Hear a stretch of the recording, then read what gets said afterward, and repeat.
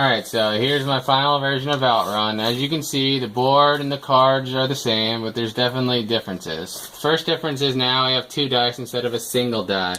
The reason being, with 1 die, you couldn't really get trapped in the corners because you couldn't move enough spaces, so I put an extra one in there so that you can get trapped and you can trap other players.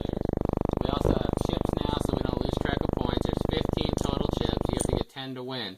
So if one player has more than you and there's none left in this pile, you have to land on the gold squares in order to steal their chips or you'll never win.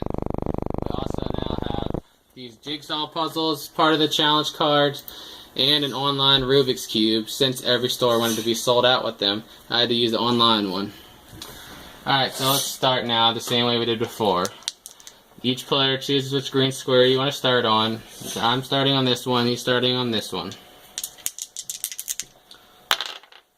5. 1, 2, 3, 4, 5. It's red, so you get one of the challenge cards from this pile. And look, no trivia. It just says which word does not belong. Apple, corn, orange, cherry, grape. There's nothing to do with trivia. It's just logic. These are fruits. One's a vegetable. I would say corn, and it's B. It's right. So that would mean I get one of the chips from the pile come to me. And now it's his turn.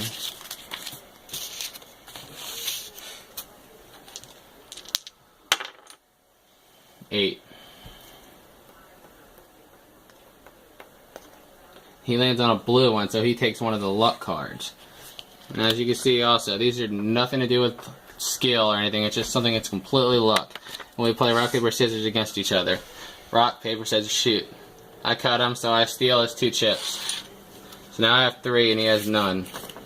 And the object here is to get to 10, but you want to do it as fast as possible so you don't have to deal with fighting your opponent or challenging them for their chips. The quicker you do it, the quicker you can just take the chips right from the pile and not have to challenge them. 12. 1, 2, 3, 4, 5, 6, 7, 8, 9, 10, 11, 12. See, I land on white, so that means I don't have to do anything. This is another thing I added to the game. Now you're not allowed to pass players, and you can trap them. So right now, when he rolls, he's only allowed to go the other way, because he's not allowed to pass my piece. So if I end up getting him over here, stuck in the corner where he can't move no more, then that means he would lose one of his chips and have to go back to his start, and he doesn't get anything that turn.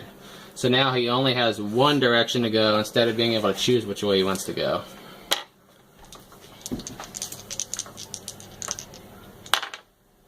Eight.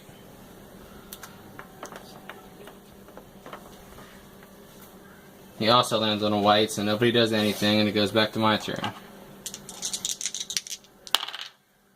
6. 1, 2, 3, 4, 5, 6. And I get a white, but once again now I'm kind of putting him in this corner so he can't get back to the other side of the board. I'm just trying to limit the squares he can get to.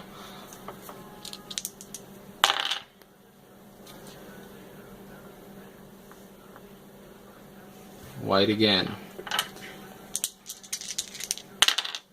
9. 1, 2, 3, 4, 5, 6, 7, 8, 9.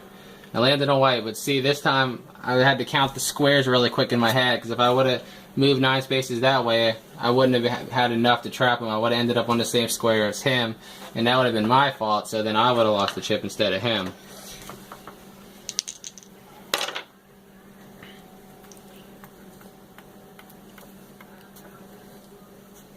Alright, he's on the red, so he would take one of the challenge cards. And it's also just a simple logic thing. It's nothing to do with trivia, it's just like a simple IQ type test. Let's see if you know the answer.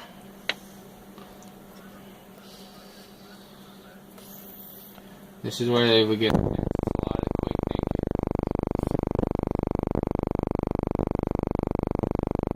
You have no idea. See, you have to be able to guess the pattern. And what it is you subtract 4, add 2.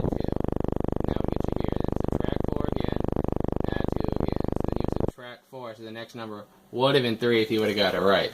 But he didn't. Since he doesn't, you just get no points and it goes to the next person's turn.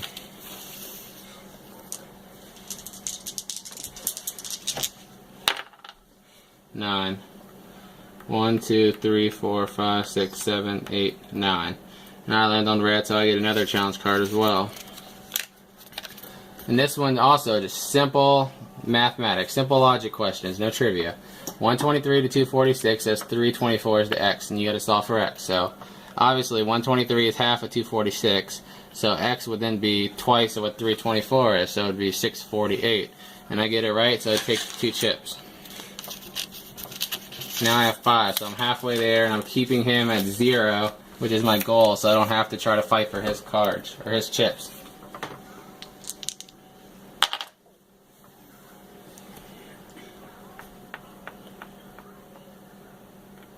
And see, now he lands on white, and now I can't go back anywhere, so I only have one option on where I can move. I have to go forward.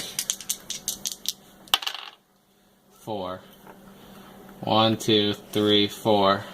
And I get another red one. And this time it's Rubik Cube 3 blue is what it means. So what it means is basically whatever side of the Rubik's Cube is up, you have to be able to get 3 blue squares there within 30 seconds.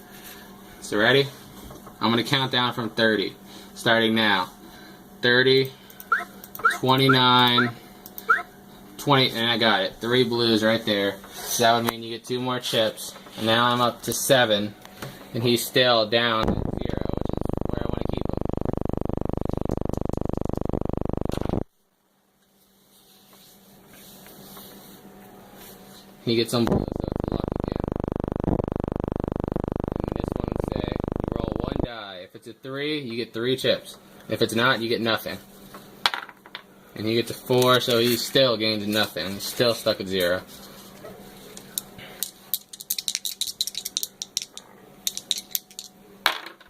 I have 5. I'm going to go after his piece.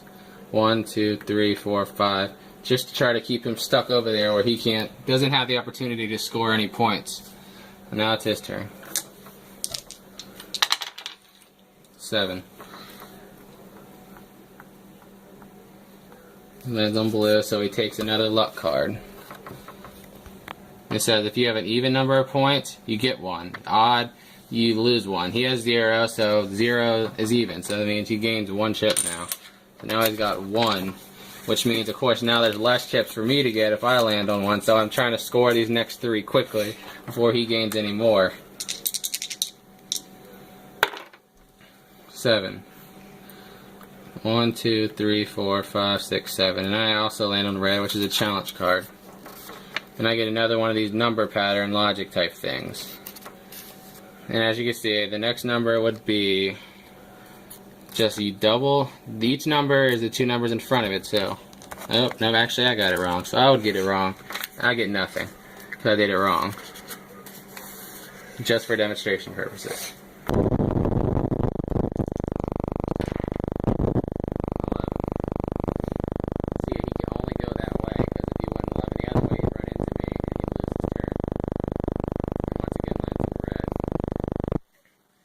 This one says Rubik's Cube 2 yellow. I mean, he has 30 seconds to get 2 yellow squares on the Rubik's Cube.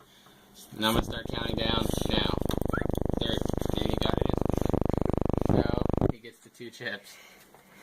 Now he's got 3 and I got 7. There's only 5 left. So what I would need to do is get my next 3 before he gets any, or we're going to have to land on these gold squares to challenge each other. 9. 1, 2, 3, 4, 5, 6, 7, 8, 9. And I get a white, which is not what I want. Definitely trying to get the reds to score more points.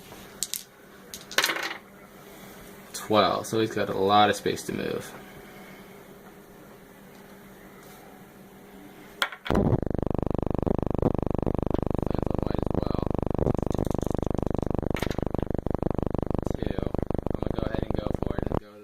And get the blue.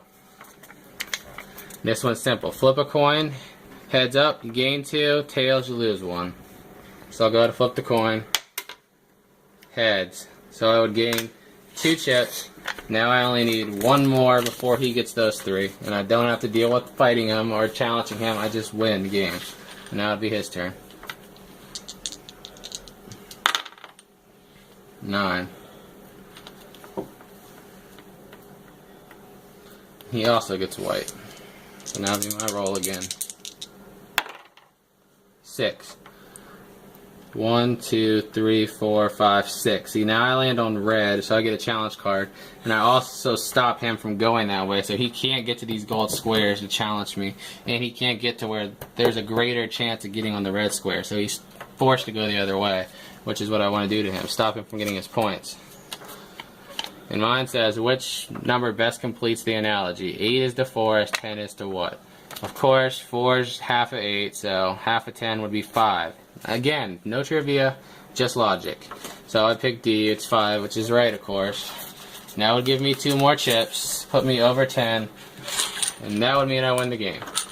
Now, what could have happened if, worst case scenario, I didn't get these chips and he did, and I'm stuck at, say, 9, we would have to keep rolling the dice over and over to try to get your piece to these gold squares.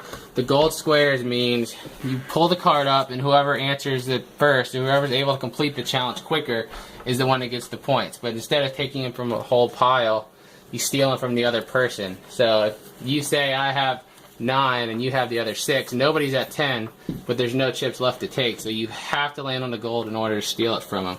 Just makes it a little more strategical. But as you can see, I was able to get over 10 chips before he was able to take the rest away from the pile, so that would mean the game's over and I win. That's it.